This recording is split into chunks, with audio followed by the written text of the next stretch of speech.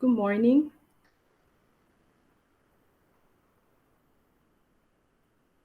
Hi, Bilkisu. Hello, team. If you can just give me some feedback so I know you're there, that's good to go. Good morning, Enene. I can hear you clearly. Great. Thank you very much. So it's good to join you. I want to thank Bayes University for inviting me for your Information Technology Research and Innovation Week. It's an honor to speak to you. My name is Enene Ejembi, and my apologies for the short break. When Bilkisu Abubakar reached out to me to speak on information technology policy and its effects on the tech industry and graduate employability, I took some time to reflect on the work that I do at DAI. DAI is an international development consulting firm, and in my role, I lead knowledge management and strategic communications.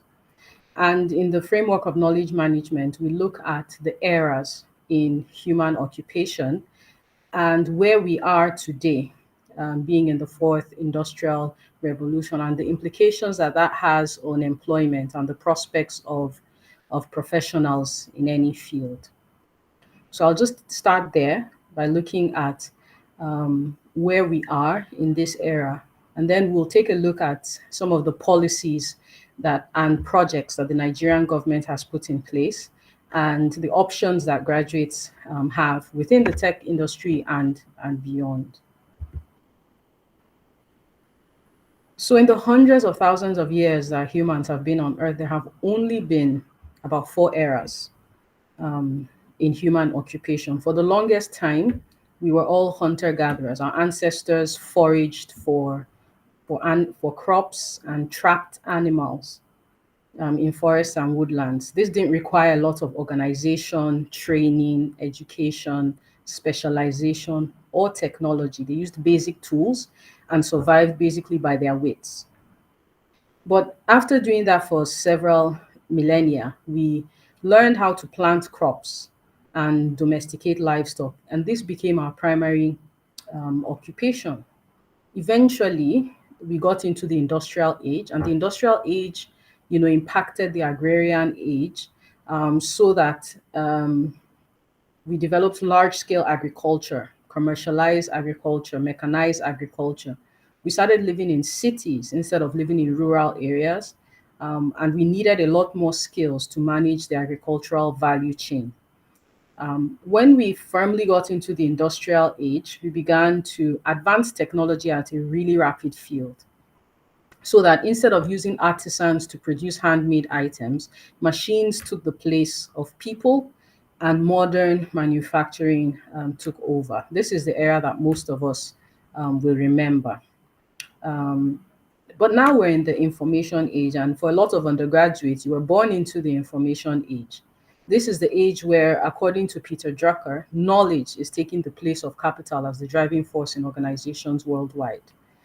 The information age began around the 1960s when the global economy began to be based on information technology that was powered by computers and not machines anymore. These are just some images of things I grew up with. In Nigeria, most people would say that the information age started around the 1990s, right? Most of your lecturers at the university would remember when Nigeria stepped into the information age. I remember it too. When I was an undergrad, like many of you are now, technology was important for a few things, and these are just images of them. We used Walkmans to listen to music. We used Discmans if you were really cool. Um, and we watched movies, not on Netflix. We didn't stream anything. We didn't have anything to stream onto. We used a DVD player and a TV. And our TVs looked like boxes, not screens. Our library at the university when I was an undergrad was analog. We hand wrote all our assignments, and all our source material came from a book and not ebooks, an actual paper book. It was just before I graduated that Nigeria finally got to the functional uses of technology. And that tech disruption did not really become significant in Nigeria until around, I would say, 2001, when we got mobile phones, or as we used to say them, GSMs or handsets. When I was about to graduate, at this point, I had my project prepared at a cyber cafe.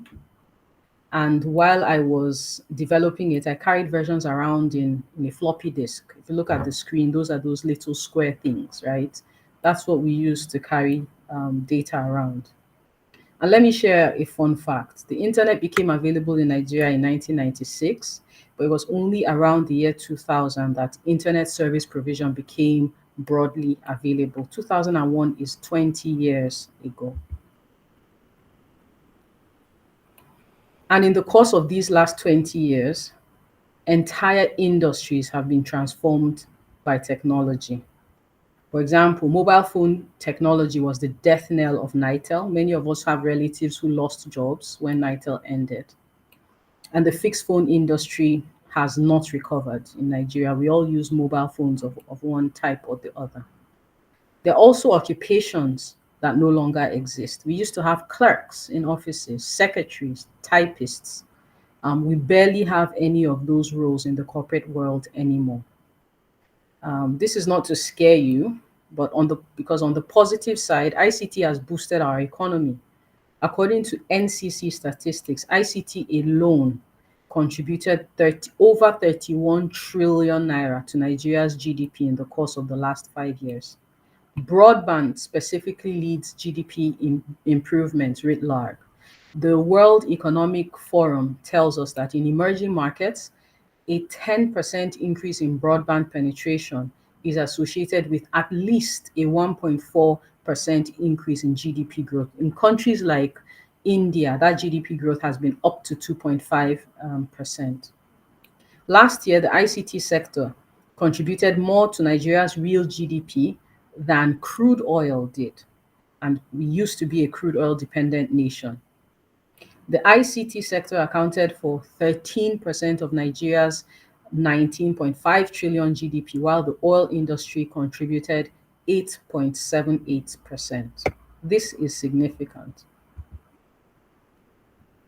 So certain things are becoming clear. Technology has enabled tech startups and firms and techpreneurs to leverage ICT to provide services in everything from digital marketing to financial services to software and web development to media and entertainment, e-commerce, consulting, transport, logistics, and even enterprise systems development. Technology is clearly our biggest growth sector globally, also in Nigeria. Technology is accelerating change, and that change is impacting social, political, and economic change around us. And it is clear to us now that technology is the future. So it stands to reason that we need policies and regulations that will catalyze this future growth. And this cannot be achieved without synergy between policy, industry, and the academia. Policy should incentivize technology development and set the framework within which it will be managed. It's important to know that these policies need to be enablers of the general business environment and the operations of tech firms specifically. But it also needs to target the sectors that technology will enable, because technology doesn't stand on its own. It enables certain sectors. It enables health. It enables education. It enables trade. It enables financial services, education, agriculture, and so on and so forth. Just to bring us back to where we are today, policies like the CBN directive on cryptocurrency exchanges, as well as the censorship of Twitter in Nigeria, might make sense in the realities of the past, but may not be the best type of policies to catalyze future growth. Tech policy is at the same time global. What happens in the rest of the world is going to affect Nigeria. It's regional, it's also local. And to a certain degree, technology disruption will continue no matter what we do in Nigeria. We can't contain it. So what do we need? We need robust data privacy policies, and these will have impacts on services and products that we use every day. It will have impacts on social media, on artificial intelligence, on cybersecurity. We also need policies on innovation and competitiveness. This will drive technology development, technology transfer, technology adoption, diffusion, and even competitiveness generally in our business environment.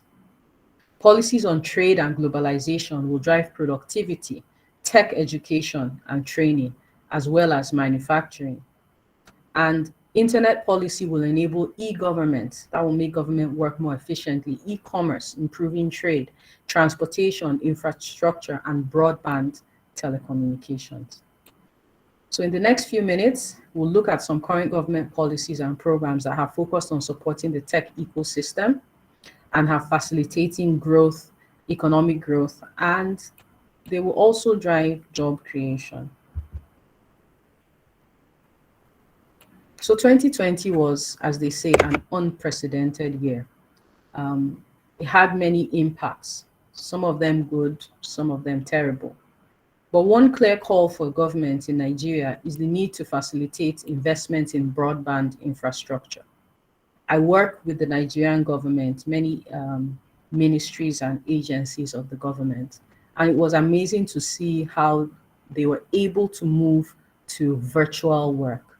4 or 5 years ago, it would seem like an impossible feat. Even getting government officials to communicate via email used to be almost impossible. But 2020 has forced us to consider our infrastructure and our skills and comfort level working virtually. So there's a call for government to facilitate investment in our broadband infrastructure. This is the foundational technology that will unlock our digital economy. The Federal Ministry of Communications and Digital Economy have developed our second national broadband plan. The plan is from 2020 to 2025, and the view is to ensure the economic and social development of Nigeria. The implementation of the plan will provide the infrastructure for more successful tech ecosystem and broad economic growth. This plan has a target to increase internet penetration from around 30 to 40% up to 70% within the next 5 years. However, for broadband access to actually increase despite the infrastructure, we need network operators, and network operators rely on state governments to make something called right-of-way approval costs reasonable. Right now, the costs are prohibitive in most states. Last year, Nigeria's 36 governors agreed to reduce the right-of-way fee to 145 naira per linear meter. And so far, Kaduna, Ekiti, Katsina, Plateau, Kwara, Anambra, and Imo are implementing the new fees. But there are 29 states that have not. This has significant impacts on our ability to deepen broadband penetration in Nigeria. But I'll come to the issue that is most important to students, and that's what are the current opportunities students, job seekers, and young professionals can take advantage of in Nigeria. There are some government opportunities available at the national and subnational level for funding and capacity building. For example, one of them is the Creative Industry Financing Initiative, and it's a loan scheme that was developed by the central bank and is being disbursed by different banks. I know that GTB is one of the banks that disbursed this loan. And the goal is to provide access to long-term, very important for techpreneurs, for any startups really, and low-interest financing for entrepreneurs in the creative industry. And this looks at fashion, music, movies, and information technology. What does it provide? It provides up to 500 million naira for a creative business. The interest rates are low at 9%. If you consider just the inflation rates in Nigeria, 9% is a steal. And there's a flexible repayment plan. It's spread from minimum of 3 years to a maximum of a 10-year term, depending on the amount. The federal government has also recently launched an e-government plan. And this will improve digital operations and services across ministries, departments, and agencies of government. And this is important because it will improve public administration, which means that policies will be implemented better. It will strengthen the ICT sector in general by better regulations, which will lead to better employment opportunities and growth of the sector. It will also accelerate ease of doing business because it will digitize a lot of processes that have to do with business registration, tax payments, everything to do with the business environment. It will also enhance transparency and accountability, and it will trigger cost savings and block financial leakages, which will reduce corruption in the country. One of the other programs that young people can apply for is the Empower Knowledge program. This is being implemented in 6 geopolitical zones of Nigeria. Also, it's being implemented in the Federal Capital Territory. The program goal is to upskill 20,000 young Nigerians to become competent workers, innovators, and entrepreneurs, prepared for both the domestic and global creative and information technology job market. Now, these projects and policies are commendable, but increasingly we will need laws and policies to support its success, to attract global talent, to make immigration seamless if people want to work in Nigeria for Nigerian firms, to increase tax incentives, to de-risk some of the financial risk that startups face, especially the ones that are providing solutions to specific problems in society that will unlock growth in other sectors. We also need to have the rule of law strengthened in general because that underpins the ability of people to trust each other and do business to scale. We need laws that will improve the extant policies in security to include cybersecurity, health, transport, financial services. We basically need laws that will improve the overall technology ecosystem. Now, the information age is the age of innovation, and this will continue to impact jobs and income distribution in ways that some will find challenging. There are valid concerns that robots and artificial intelligence and algorithms can reduce the number of employees needed because they will be better and more efficient.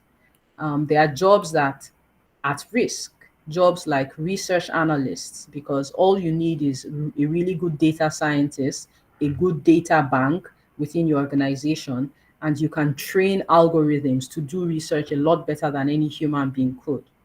Another at risk would be jobs like customer service officers. Has any of you used a chatbot recently when you're buying something online or interacting online? Others are pharmacists, editors and proofreaders. Many of us use tools like Grammarly instead of sending our documents to. No, I was coming from the side window, but I was listening. Can you hear me?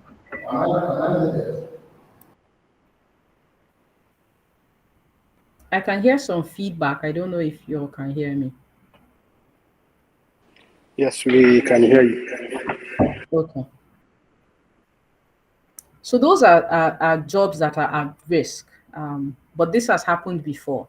The other side of the table is that there are jobs that are more secure, that will begin to pay more than other jobs than they used to, and they may not necessarily be in technology itself. So here are a few of the new opportunities that tech is enabling for us.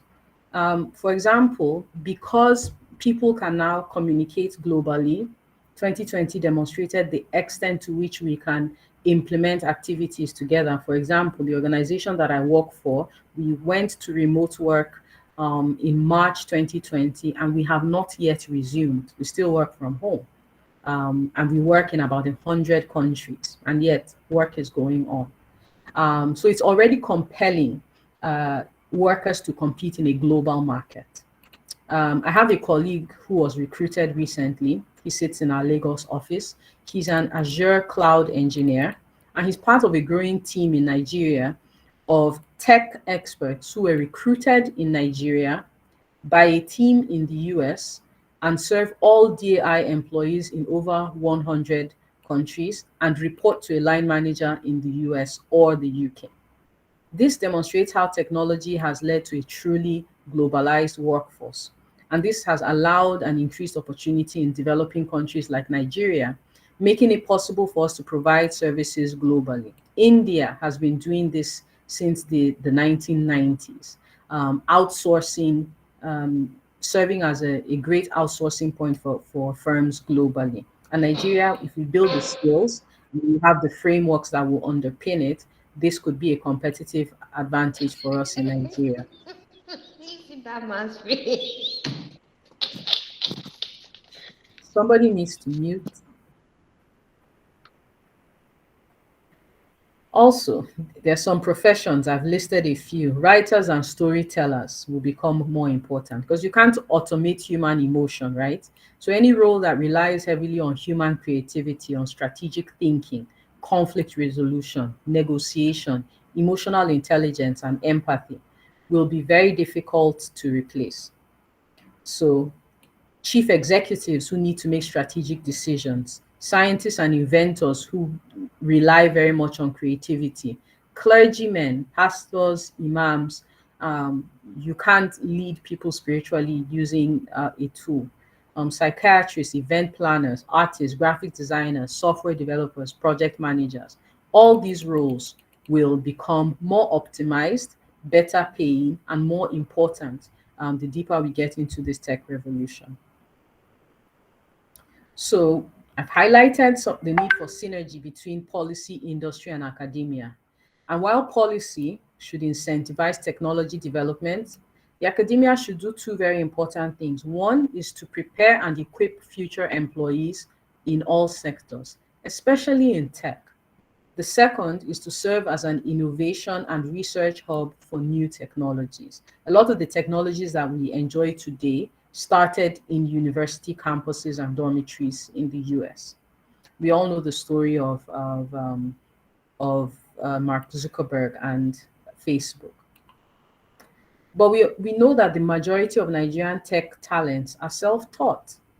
Young professionals who have developed valuable proficiencies in areas such as cloud architecture, they are database administrators, they are program analysts, they are systems analysts, they are network security professionals, mobile application developers, network administrators, software developers, data scientists, and they all learned on their own. Some of them are self-taught by using platforms like YouTube and other online courses, and some have attended training centers such as University, Utiva, Andela, and Decagon.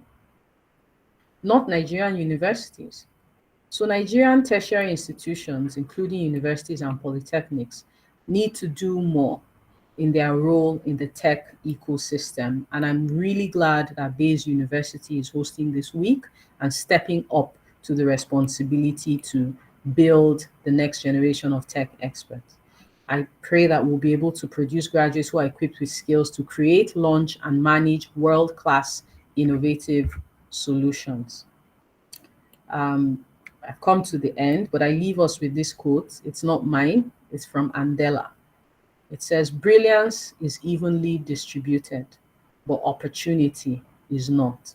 So I charge us to spend this week reflecting, engaging, and acting on ideas and opportunities, and looking for ways to solve challenges that will tilt the odds in favor of the talented young women and men at Bayes University and Nigeria at large, towards productivity and employment that enables, leverage, and drives our technological advancement in Nigeria.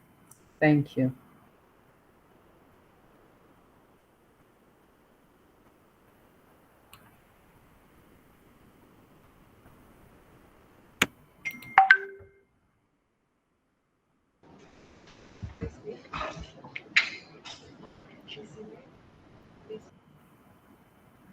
Over from me, and I hand the microphone back to Yokis. All right, thank you very much, Ms. Enene. We appreciate you coming here and our students and